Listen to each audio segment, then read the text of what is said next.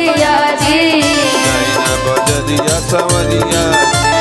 डाले है पड़ोसन नजरिया जी, पड़ोसन नजरिया।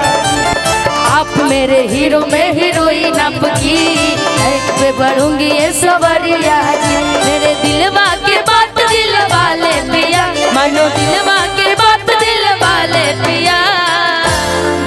गोरे दहिया पिला दो, गोरे दहिया पिला दो साड़ी काले पिया, गोरे दहिया पिला दो साड़ी काले पिया, गोरे दहिया पिला दो साड़ी काले पिया। दिल धड़काता, दिल धड़काता केहू के प्यार में, केहू के प्यार में, केहू के प्यार में, केहू के प्यार में। मन मस्त भइल बा मस्ती में, दिल बैठल प्यार के बस्ती में। मन मस्त भइल बा मस्ती में, दिल बैठल छपरा बस्ती में। रहे ले अखिया तोहरे इंतजार में, दिल धड़काता, दिल धड़काता केहू के प्यार में, केहू के प्यार में, केहू के प्यार में, केहू के प्यार में। गोरे दहिया पिला दो साड़ी काले पिया, गोरे दहिया पिला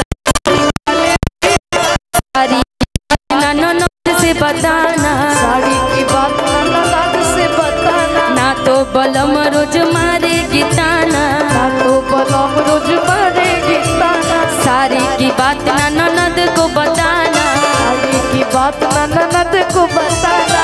नहीं तो रोज वो तुम्हारे गिताना, नहीं तो रोज वो तुम्हारे गिताना। लगवा दो अटैची में ताले पिया, लगवा दो अटैची में ताले पिया, लगवा दो अटैची में ताले पिया। यार यार आज देखो मैं भी पीला पानी, ये याद है पिया। गोरे दहिया पिला दो, गोरे दहिया पिला दो सुट काले पिया, गोरे दहिया पिला दो सुट काले पिया।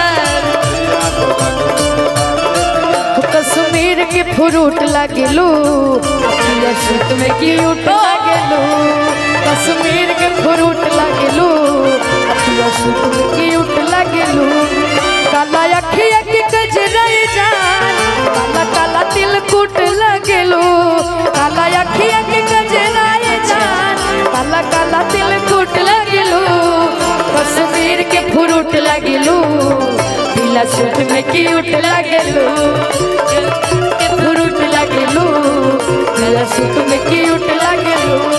गोरे दहिया पिला दो साड़ी काले को,